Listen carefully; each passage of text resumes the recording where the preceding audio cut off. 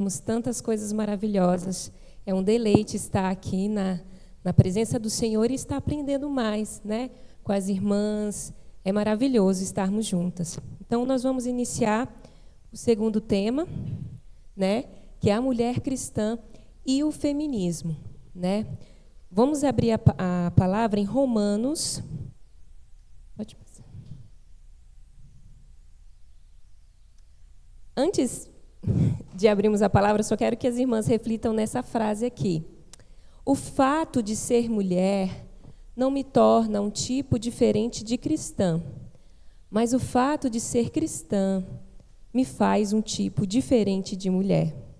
Porque nós fomos lavadas e remidas no sangue de Cristo, nós temos que ser sal e luz aonde nós estivermos. E essa vocação de ser mulher, que é o Senhor que escolheu no ventre da nossa mãe para que sejamos mulheres, nós temos que fazê-la de todo o coração, temendo ao Senhor. Quem falou essa frase foi Elizabeth Elliot, uma missionária nos Estados Unidos, que é uma mulher muito sábia. Agora, pode passar, agora a gente vai em Romanos, a próxima. Romanos 12, versículo 3.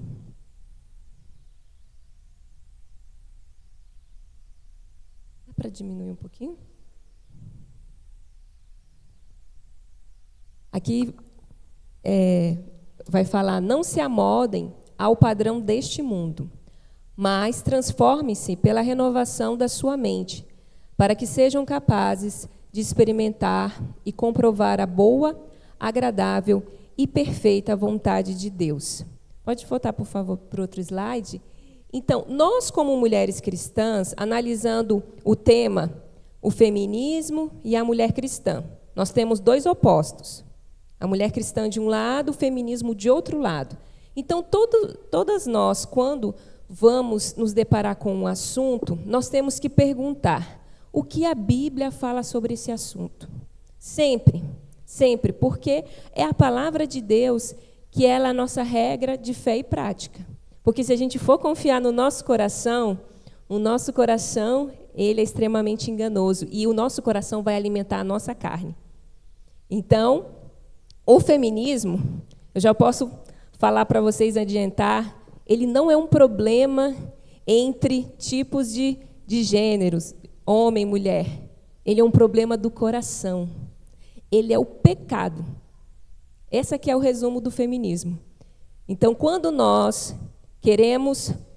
não queremos nos submeter à palavra do Senhor, mas queremos fazer a nossa vontade, nós vamos viver de acordo com esse padrão. E, conforme o versículo que a gente acabou de ler, ali, não se amoldem ao padrão do mundo. Nós temos dois contrapontos no versículo. No começo nós temos o mundo e no final nós temos a vontade de Deus. O mundo, ele jaz no maligno.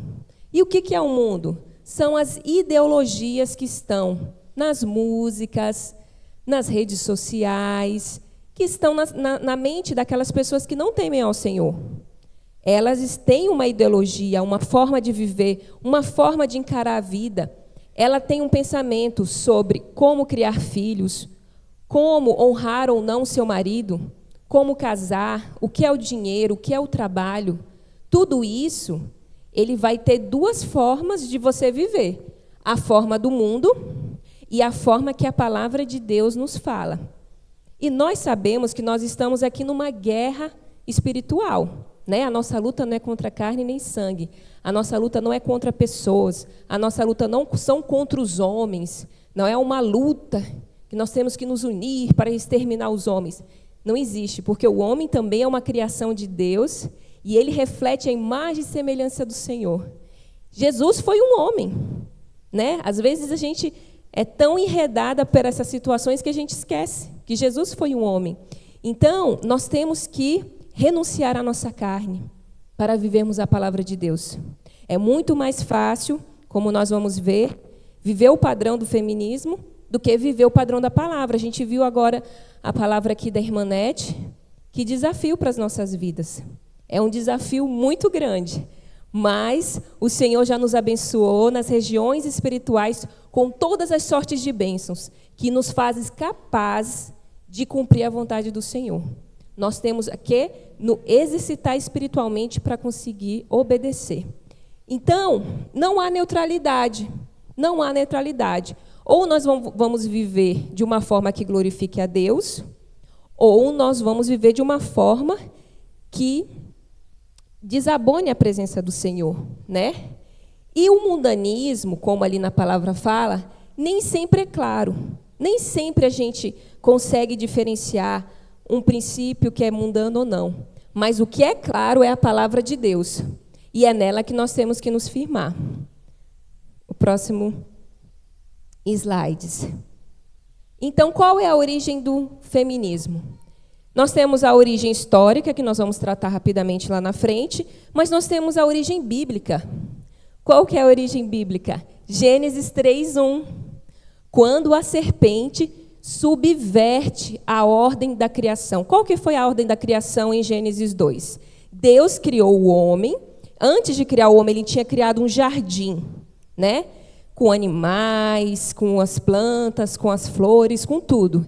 E ele coloca esse homem no meio do jardim e fala para ele guardar e cultivar. Gênesis 2:16. Então, o homem, antes da queda, ele já foi incumbido de uma missão de liderança. Antes da queda, né? E ele já tinha essa missão, essa vocação de cuidar, de guardar, de tudo aquilo que Deus criou. E ali ele foi dando nomes, né, para os bichos, né? E depois deu o nome da mulher. Aí o que aconteceu? Deus também pega e fala para o homem que se ele pecar, né, se ele tomar do fruto da árvore, ele iria pecar, né? E ele certamente morreria. Só o que aconteceu? A serpente foi falar com a mulher.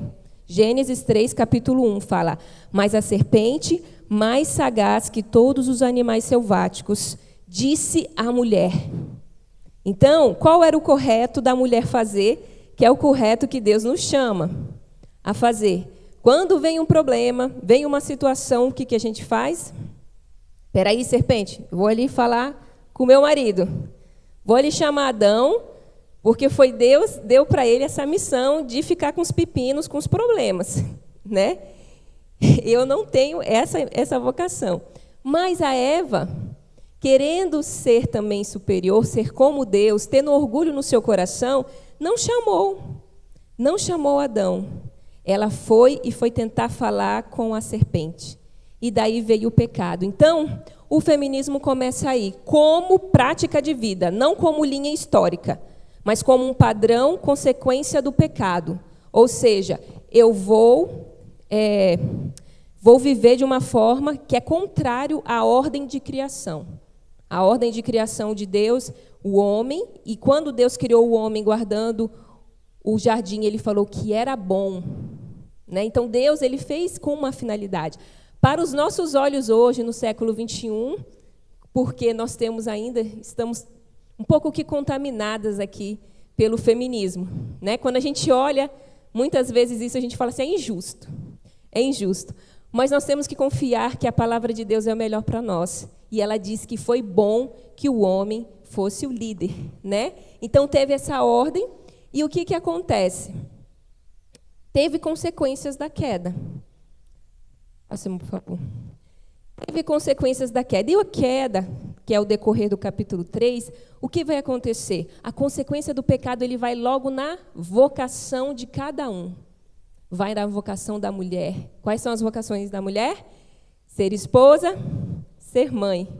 Então, quanto à vocação de ser esposa, seu marido a governará. Né? Se a gente for falar isso aí fora, a gente até leva pedrada, né? Como que meu marido vai me governar? Como que eu vou ser submissa a ele? Mas isso é a palavra de Deus. E nós que confessamos o nome de Cristo, nós temos que nos submeter a ela. Nós não podemos ser rebelde. Nós temos que nos submeter à palavra do Senhor. Então, ali diz, na vocação da mulher houve uma consequência. O homem deveria governar e a mulher daria à luz a filhos com dores. Né? Então, essas duas vocações foram atingidas. A do homem, que seria cuidar do jardim prover o alimento, a terra, ela não dava mais 100%. Quando Adão estava ali no jardim, a terra dava todo o seu vigor. Agora não. A terra tinha cardos e abrolhos. O que é isso? São espinhos, são ervas daninhas, né? Quem mexe aqui com terra sabe, né? Você não precisa plantar a erva daninha, ela pega ali, ó, e dá. E sufoca as plantas, sufocam tudo. Então, por isso que os maridos trabalham, e parece que nunca é suficiente, mas é consequência da queda.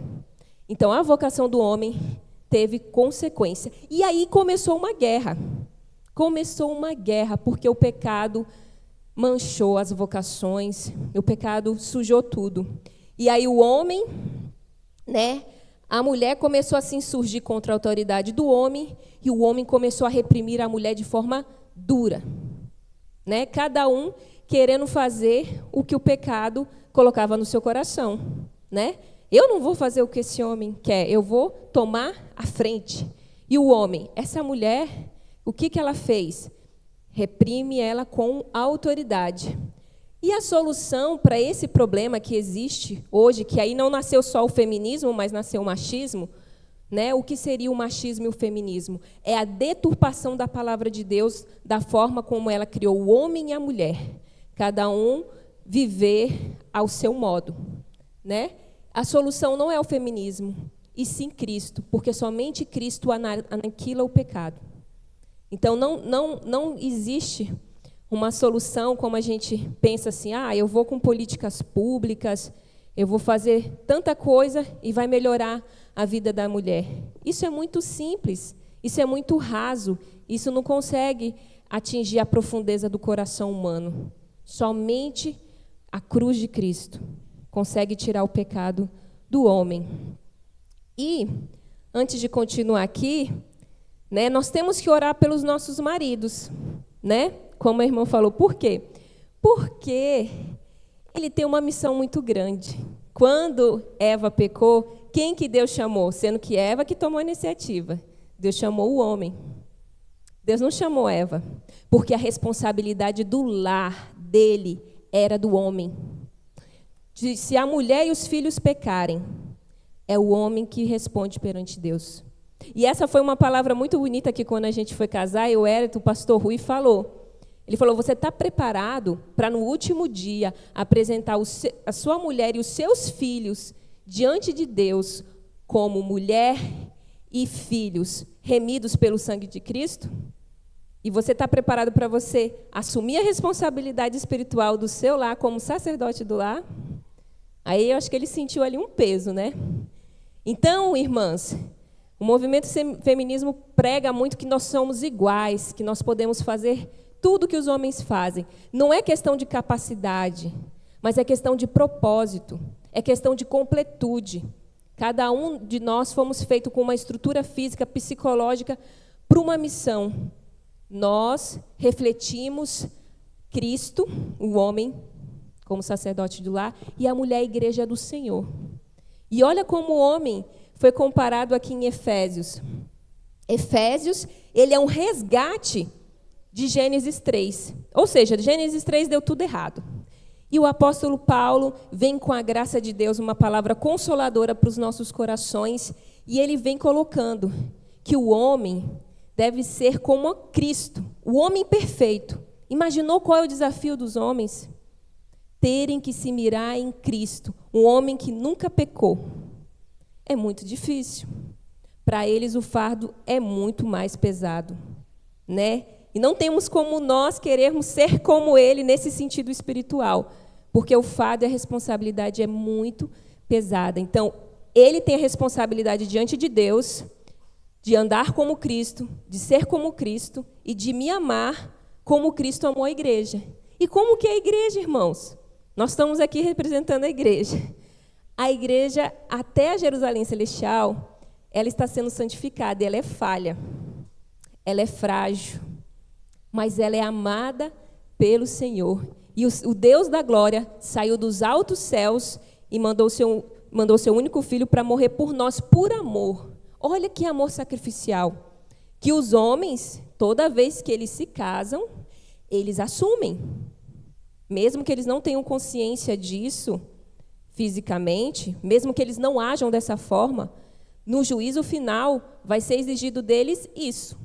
A palavra do Senhor que vai julgar eles, e a palavra diz isso. Então, em relação aos homens, Deus resgata que a mulher vai ser dominada, sim, pelo homem, mas tem que ser um domínio em amor, como Cristo domina a igreja em amor, cuidando, santificando, entendendo as suas fragilidades. E a mulher, como ela é comparada à igreja, porque o casamento, toda vez que a gente se casa, a gente está anunciando o último casamento, que é quando Cristo vai voltar nas nuvens e vai se casar com a sua igreja. E por isso que Satanás, através também do feminismo, subverte. Hoje coloca 2 homens que podem se casar, colocam 2 mulheres. Imaginou 2 igrejas se casando? 2 representantes de Cristo se casando? Isso não existe. Isso não existe. Então, toda vez que se casa, nós anunciamos a volta de Cristo. E o casamento significa isso. E a mulher deve honrar o seu marido e é comparado à noiva do Cordeiro.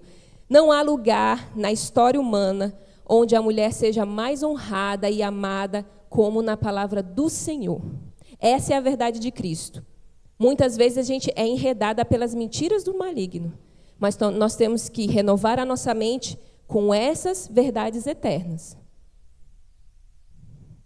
Matthew Henry fala que Eva não foi feita da cabeça para não superar o homem, nem dos seus pés para ser pisoteada, mas ao seu lado para ser igual a ele, e de sob o seu braço para ser protegida, e perto do seu coração para ser amada. Olha que coisa linda. Essa é a vontade de Deus para as nossas vidas. Continua, por favor. Então, rapidinho, irmãos, a gente já está terminando. Essas são as 3 ondas do feminismo histórico, começando em 1848 ali. Quais foram as 4 primeiras bandeiras delas? Elas falavam que queriam o voto, queriam, no caso nos Estados Unidos, o abolicionismo em relação às terras, à propriedade, queria o controle da natalidade. Então, a gente começa a ver que, apesar de ter uma cara política, que começou em 1846, ele está indo contra a palavra do Senhor, porque aqui fala, no capítulo 1, né, que Deus falou, vá e sede fecundos, multiplicai-vos. E foi paulatinamente que as mulheres foram batendo, as mulheres feministas, nessa tecla, que foi introduzida 3 coisas contra a natalidade, que é a pílula anticoncepcional, que foi descoberta e foi incentivada, o aborto, né, e, na verdade, esses 2, a pílula anticoncepcional e agora, na França, já é um direito constitucional da mulher abortar. Então, você vê que, contra uma regra do Senhor, sede fecundos, eles se insurgem e não querem povoar a terra com filhos que sejam a imagem de Cristo. Né? E depois nós temos a segunda onda, que é uma onda muito mais profunda, que foi toda uma preparação para chegar nela, que a gente tem desafios da heterossexualidade em relação a gênero, rejeição dos papéis de gênero, que homem não é homem não é provador, a mulher também não precisa ser dona de casa, rejeição dos valores familiares e igualdade salarial. E a terceira onda, que vai de 75 a 95, e essas questões começam a ser muito mais abertas. A gente tem o movimento hippie, para quem lembra, que o movimento hippie foi o ápice de todo o feminismo que pudesse existir. Né? E a gente viu que não tem nada de igualdade. Nós vimos que tem uma questão com conotação sexual e libertina. Né? Então, eles começaram a bater na tecla. O homem tem uma dívida histórica com a mulher. Começaram a bater sobre o casamento gay, sobre o aborto, sobre todas essas questões. Então, essas questões foram paulatinamente, mais ou menos em 100 anos, foram sendo colocadas na sociedade. Primeiro a gente toma um susto, mas depois a gente se acostuma e acha normal, infelizmente. Continuando aqui, as 2 finais pessoas que estavam à frente da segunda onda, fala que a mulher não nasce mulher, se torna mulher. O trabalho em casa não tem valor, não lhe confere autonomia e nem traz felicidade.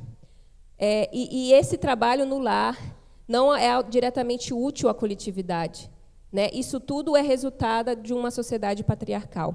Então, são coisas que a gente ouve todos os dias. Até hoje, isso foi começar em 1940. Né? Não, pode ir. Beth Friedan fala que a mulher nunca será feliz sendo dona de casa e esposa, e que a mulher é dona do seu corpo. Então, nós vemos, são bandeiras que estão sendo defendidas, mas isso não é uma questão somente de defesa de pauta política, é uma questão da insatisfação do coração. Enquanto a mulher não encontrar Cristo, e somente em Cristo encontrar sua felicidade, ela vai buscar em todas as outras coisas.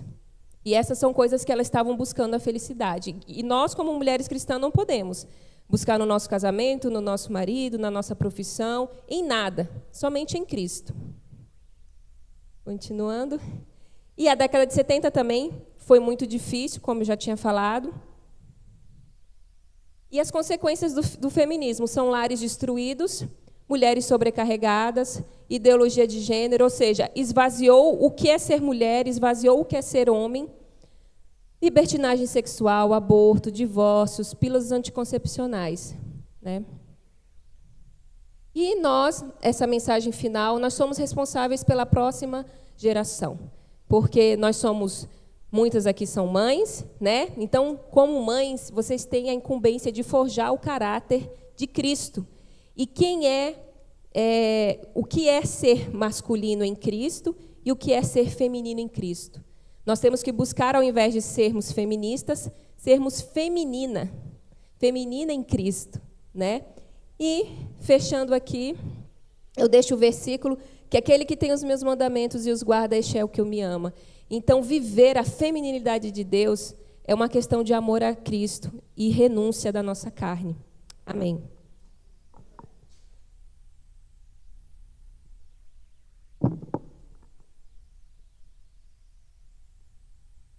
Glória a Deus, né? Louvamos a Deus aí pela vida da irmã.